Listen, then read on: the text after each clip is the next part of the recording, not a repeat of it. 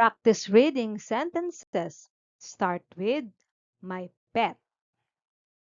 Children, read with me.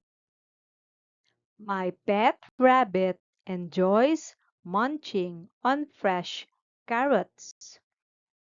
Let's repeat, children.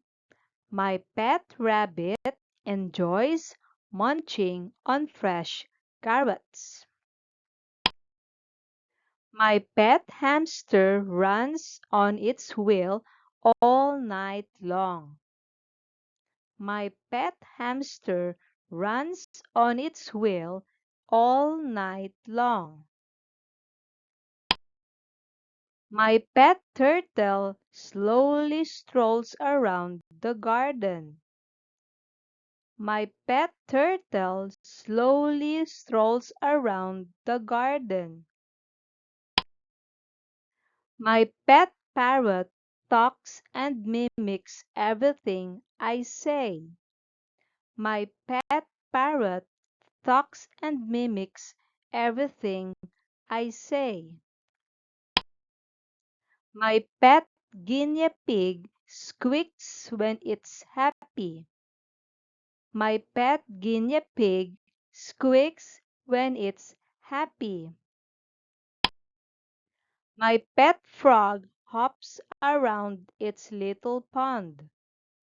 My pet frog hops around its little pond. My pet lizard changes colors to blend in. My pet lizard changes colors to blend in. My pet goat enjoys climbing and exploring. My pet goat enjoys climbing and exploring. My pet piglet snorts happily when it sees me. My pet piglet snorts happily when it sees me. My pet horse trots proudly in the field. My pet horse trots proudly in the field. My pet duck waddles and quacks near the pond. My pet duck waddles and quacks near the pond. My pet cow gives us fresh milk every morning. My pet cow gives us fresh milk every morning. My pet sheep has the softest wool. My pet sheep has the softest wool. My pet chicken lays fresh eggs daily. My pet chicken lays fresh eggs daily.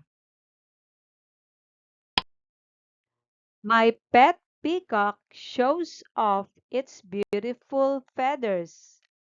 My pet peacock shows off its beautiful feathers. My pet monkey swings from branch to branch. My pet monkey swings from branch to branch. My pet dove coos softly in its cage. My pet dove coos softly in its cage. Great work, children!